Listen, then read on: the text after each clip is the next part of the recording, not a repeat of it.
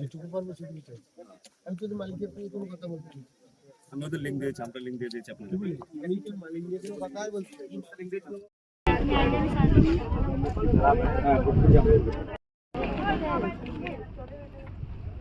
Madam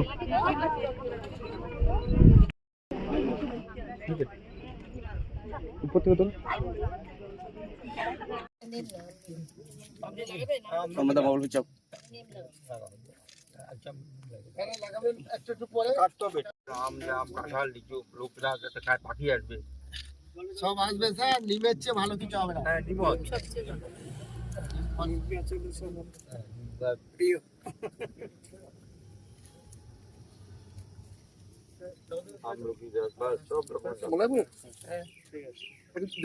বল বল একটু একটু দেখুন।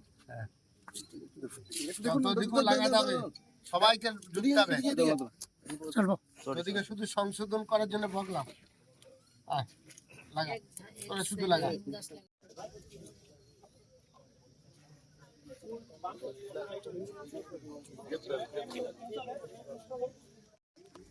ম্যাডাম বলুন, এখানে দাঁড়িয়ে বলুন, সবাই একা একটা বলুন, তারা ভিডিও করবে।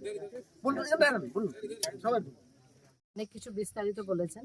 আমি জাস্ট একটু বলবো যে সবাই একটা যদি আমরা ভাবি যে গাছটা আমাদের, যে আমরা 1 কোটি গাছ লাগাবো, সেভাবে যদি আমরা চিন্তা করি যে ওটাকে আমরা কিভাবে বাঁচিয়ে রাখবো।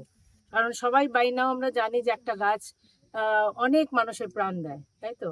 তো প্লাস গ্লোবাল ওয়ার্মিং তো একটা ফ্যাক্ট। প্রতি বছর 2 ডিগ্রি করে আমাদের টেম্পারেচার বেড়ে যাচ্ছে, যার দরুন সার্কুলেশনে প্রচুর জল আসে, ফ্লাড হয়। তো ফ্লাডের গত বছরও হয়েছে, এই বছরও অলরেডি আমরা অনেক মোটামুটি 10,000 লোক শরণার্থী হিসাবে আমাদের ক্যাম্পসগুলিতে ছিল কিছুদিন আগেও। তো এই সবগুলি যদি আমরা মানে ইয়ে করতে চাই, অ্যাভয়েড করতে চাই, একটাই উপায় হচ্ছে গাছ রোপণ করা, আর গাছ সেটাকে সেরকমভাবে যত্ন করা যাতে ওটা বড় হয়, আমাদের হাওয়া দেবে, সয়েল ইরোশন হবে না।